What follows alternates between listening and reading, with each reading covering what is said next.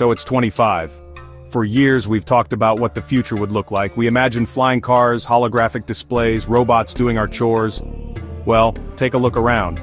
The future isn't some far-off idea anymore. It's here, right now, sitting on our desks, in our pockets, and even on our faces. Future technology in 2025 doesn't just mean faster processors, bigger screens. It means smarter, more integrated, more personal devices. These gadgets are designed to understand us, anticipate our needs, blend so seamlessly into our lives that we'll soon wonder how we ever lived without them. What makes a gadget cool in 2025? It's not just about the specs on a sheet, it's about the experience. It's that moment of magic when you put on a pair of glasses and see directions overlaid on the street in front of you. It's unfolding a phone into a tablet to watch a movie on your commute. A cool gadget solves a real problem in a new and exciting way. It makes something complicated feel simple, or it opens up a new world of possibilities for creativity and connection. This year is a major turning point. The technologies that have been in development for the last decade are finally hitting the mainstream. We're moving past the beta testing phase and into an era of real, consumer-ready products. Artificial intelligence is no longer just a buzzword, it's the engine powering the most exciting devices. Augmented reality is breaking out of our phone screens and into the real world. From how we work to how we play, these new gadgets are set to redefine our daily routines in ways that are both thrilling and a little bit mind-bending. In this essay, we're going to take a deep dive into the coolest and most important tech of 2025. We'll look at the AI smart glasses that are changing how we see the world, the next evolution of foldable phones, and the smart home hubs that are becoming the brains of our living spaces. We'll even touch on the big picture stuff like quantum laptops and the first flying cars taking to the skies. So let's get into it.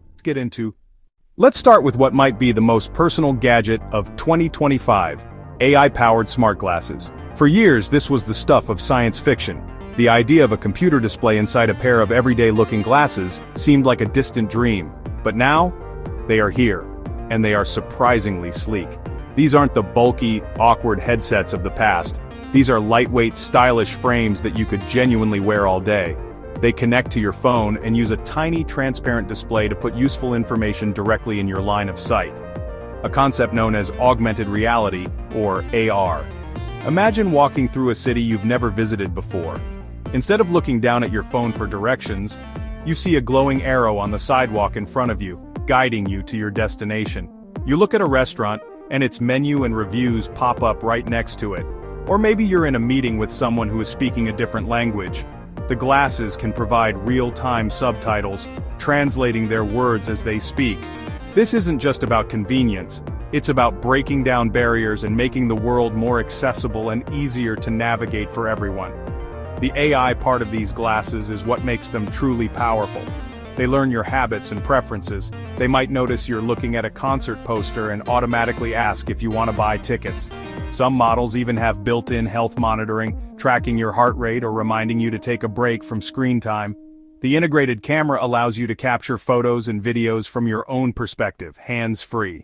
This creates a whole new way of sharing your experiences, letting others see the world exactly as you see it. It's a subtle but profound shift in how we interact with digital information. Of course, this technology brings up some big questions. When a device is always watching and listening, privacy becomes a huge concern. How is our data being used? Who has access to it? There's also the social aspect to consider.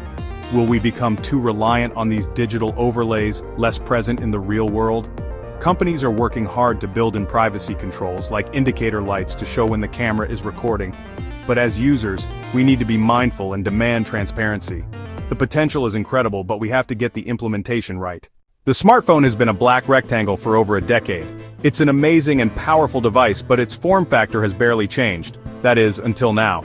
In 2025, foldable and even rollable phones are no longer niche experimental gadgets. They are mature, refined products that offer a real choice for consumers. The main idea is simple but brilliant. Give users a pocket-sized device that can expand into a larger, tablet-like screen when they need it. This simple change unlocks so much more potential for productivity and entertainment on the go. Think about your daily commute. With a foldable phone, you can quickly check messages and emails on the small outer screen. Then, when you sit down on the train, you can unfold it to reveal a large, immersive display. Suddenly you have enough space to comfortably edit a document, watch a movie without black bars, or even run two apps side by side.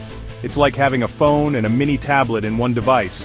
The hinges are stronger, the creases in the screens are less noticeable, and the software is finally optimized to take full advantage of the unique form factor.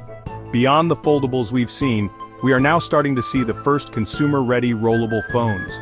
Instead of folding in half, these devices have a flexible screen that can extend or retract with the press of a button.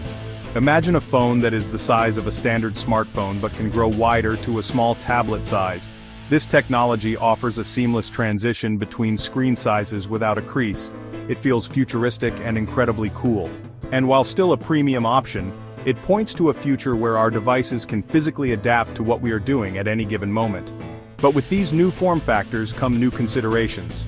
Durability is still a major talking point.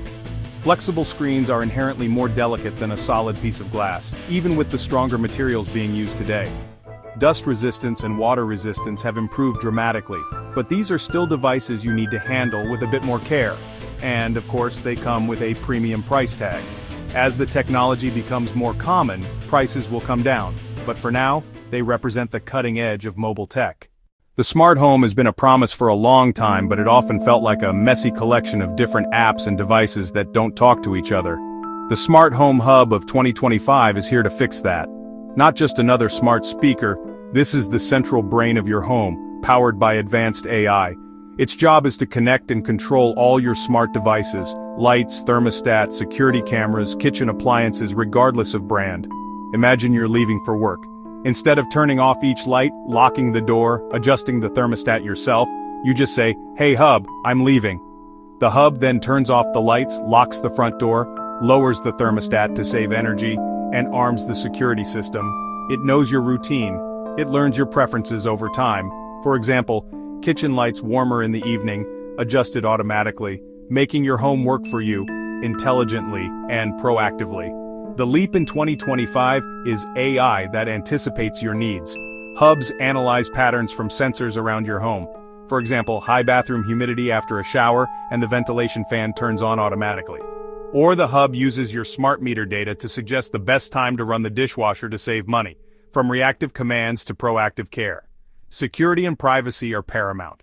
The hub knows when you're home, what your schedule is, and what devices you use. Manufacturers prioritize protection from hackers, stronger encryption and secure local processing on the device rather than sending everything to the cloud. As consumers, use strong passwords and enable two-factor authentication to keep your smart home safe and secure. For decades, computers have worked in a pretty straightforward way, using bits that are either a 0 or a 1. This has served us incredibly well, but honestly, we are starting to reach the physical limits of this approach. Now, in 2025 we are seeing the very first generation of quantum laptops becoming available to developers and researchers. This is, without a doubt, a monumental shift in computing. Quantum computers don't use bits, they use what are called qubits. A qubit can be a 0, a qubit can be a 1, or interestingly both at the same time. This seemingly small difference allows them to solve certain types of problems millions of times faster than even the most powerful supercomputers we have today. So what does that mean for a laptop? Well, don't expect to be playing video games or browsing the web on a quantum laptop just yet. These first-generation devices are highly specialized tools for professionals. They are designed for tasks like developing new medicines, creating new materials with unique properties, designing more efficient financial models, and breaking complex codes. For a scientist, being able to simulate a molecule on a quantum laptop could dramatically speed up the discovery of a new life-saving drug. It's a tool that opens up new frontiers for science and innovation. The potential impact of quantum computing is really hard to overstate. It could revolutionize entire industries. For example, in the field of artificial intelligence, quantum machine learning could lead to AI models that are vastly more powerful and capable than what we have now. This could accelerate the development of everything from self-driving cars to more accurate medical diagnoses. We are at the very beginning of this journey, and these first quantum laptops are like the early computers of the 1950s. Large, specialized, and expensive. But they are a critical first step towards a new era of computing. However, this incredible power also comes with significant risks. One of the most talked about concerns is that a powerful quantum computer could break most of the encryption we use today to protect our data online. Everything from our bank accounts to our government secrets relies on encryption that would be easy for a quantum computer to crack. Researchers are already working on developing new quantum-resistant encryption methods, but it's a race against time. The arrival of quantum laptops is a wake-up call that we need to upgrade our digital security infrastructure before it's too late.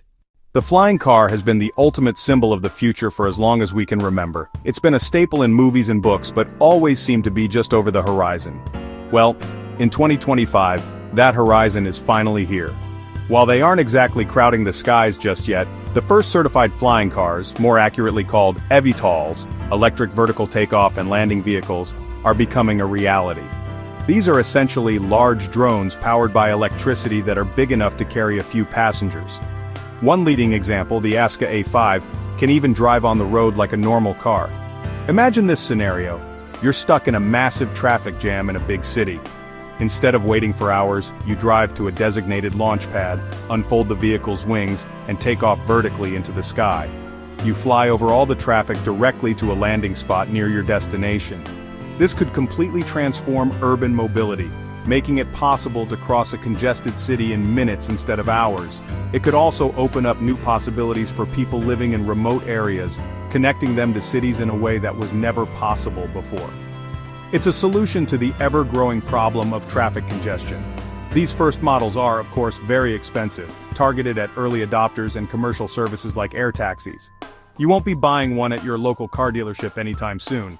The process of getting them certified for safety is incredibly strict, and takes a long time, as it should.